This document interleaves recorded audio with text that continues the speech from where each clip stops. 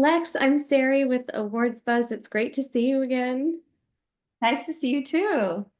So, so excited. I'm a huge fan of the show. I would love to know, as you were getting the scripts, how has it felt for you as an actor getting to evolve this character this season?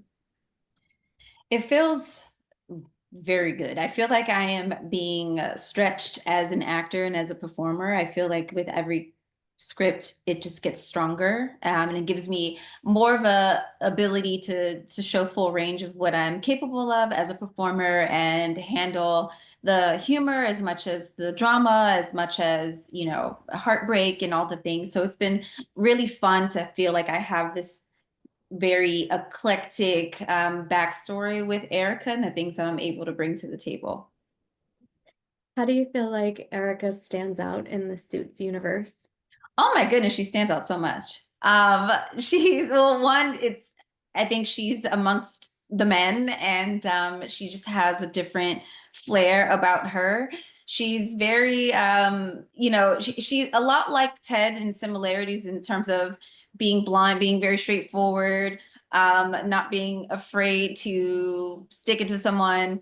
And I love that for her. But she has her own edge. She has her own sass that comes with it, and not to mention the wardrobe. So I feel like she just stands out very easily.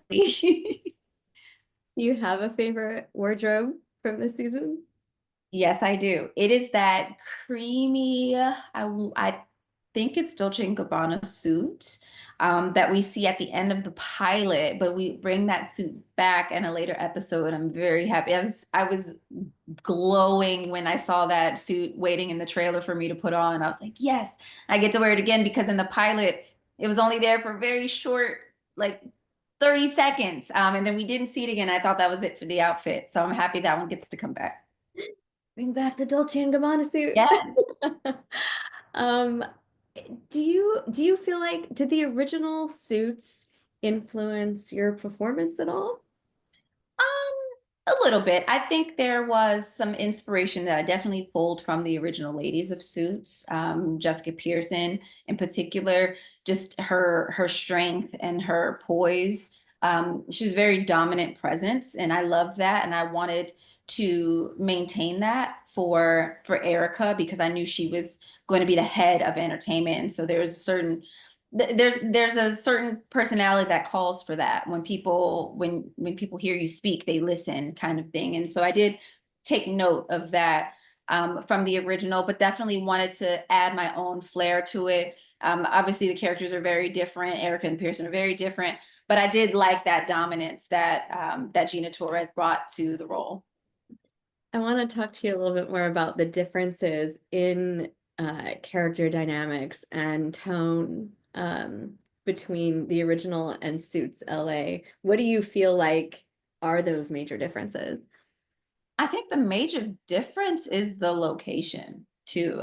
So with it being in Los Angeles gives us a different backdrop.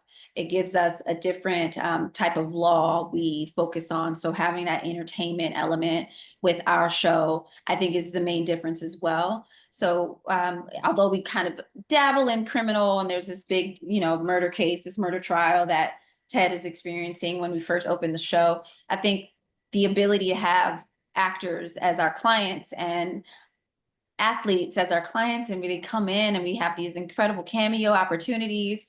I think it's fun. It actually feels a little bit, it feels like a blend between the original Suits and Entourage a little bit, where it's just like merging these two worlds, this entertainment world with the law.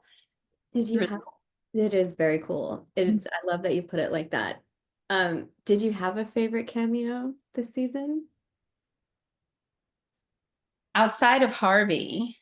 I think I really had a good time with Brian Baumgartner coming back to play himself. And we had so many fun scenes together, and he was a true joy to work with, playing himself, and also the fact that we could talk about The Office and his character from The Office, I thought was awesome. So it was a lot of fun having him on board. Um, How would you say your character's background or moral compass clashes or aligns with the other characters in the firm? Hmm. It clashes at times. I know we recently just watched an episode where Erica felt convicted to share information, big news with Ted out of her loyalty to him.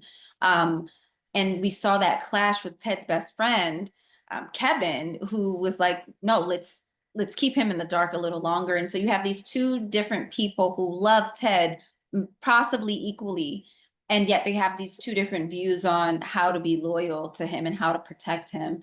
And so there are times where, you know, that she's similar in ways and knows how to say what a person needs to hear to get what she needs and get the job done, and there's all that, but at the end of the day, deep down, she's an honest person, she's an honest woman, she wants to protect the people she cares about, her clients and Ted included. And so we kind of flow in and out of playing with on being knowing when to be brutally honest and knowing when to reserve the honesty and reserve the truth, which is a dynamic color to be able to play for Erica.